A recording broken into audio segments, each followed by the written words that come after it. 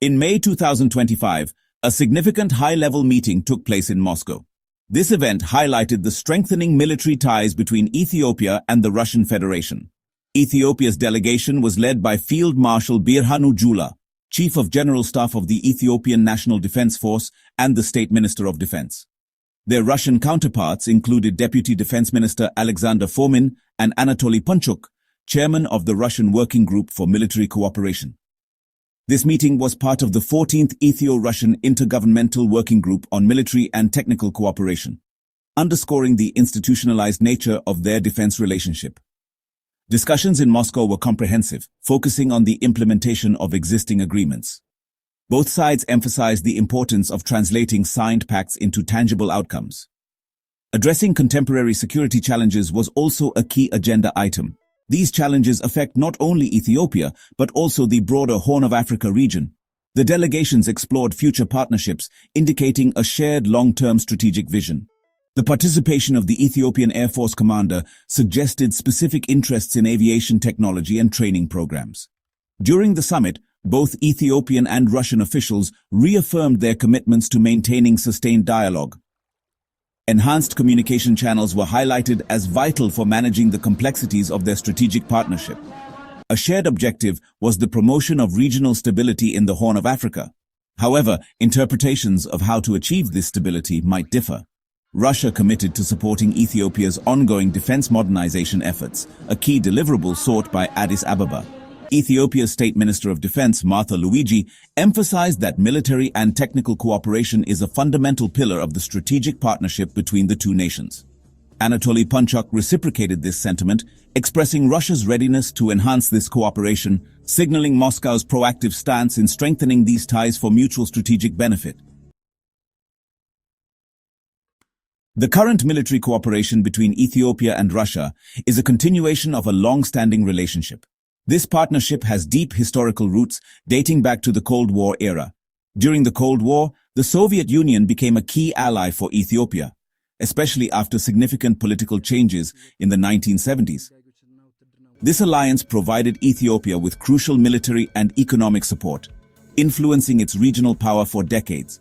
The Derg regime, which ruled Ethiopia from 1974 to 1991, marked a significant period in this alliance. Soviet support was vital for Ethiopia during these years.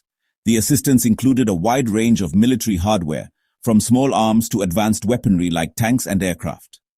The Soviet Union also provided financial aid and technical expertise.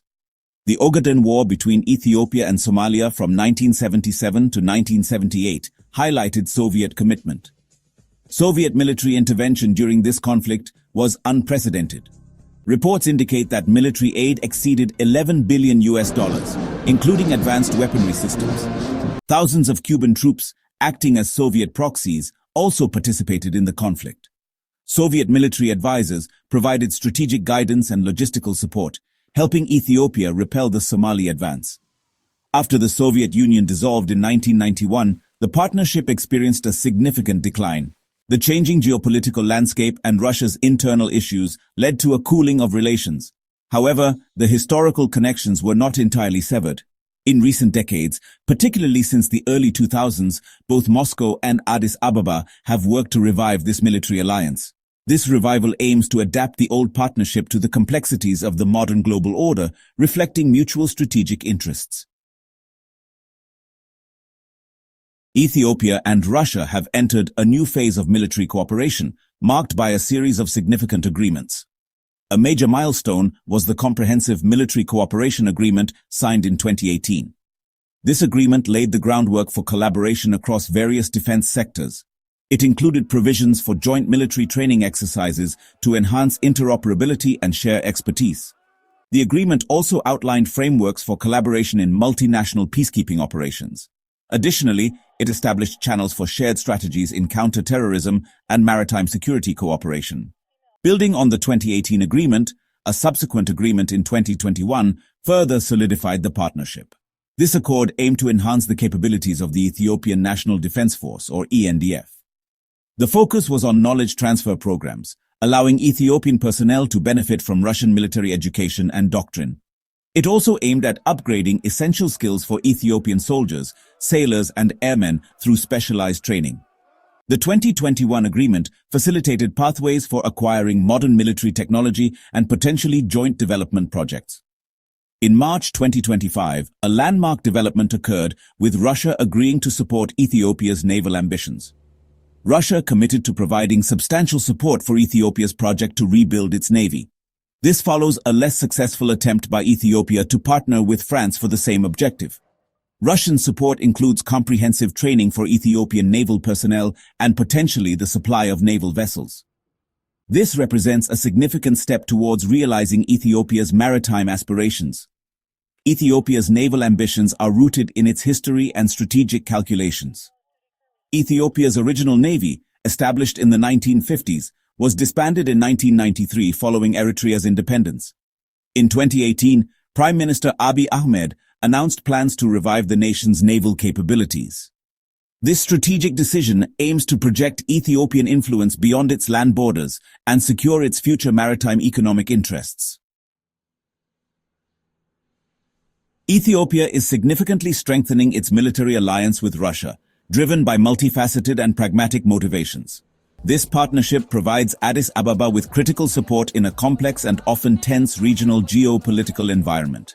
It includes navigating ongoing diplomatic disputes and strategic rivalries, such as potential port access arrangements with neighboring countries, including Somalia. Ethiopia continues to face persistent internal security challenges. These challenges encompass various insurgencies and localized conflicts across its diverse territory. Russian assistance, including equipment, counterinsurgency training, and intelligence sharing, is seen as highly beneficial by Ethiopian leadership in addressing these internal pressures and reasserting state authority. Russia's extensive military hardware and training expertise are increasingly valued by Addis Ababa.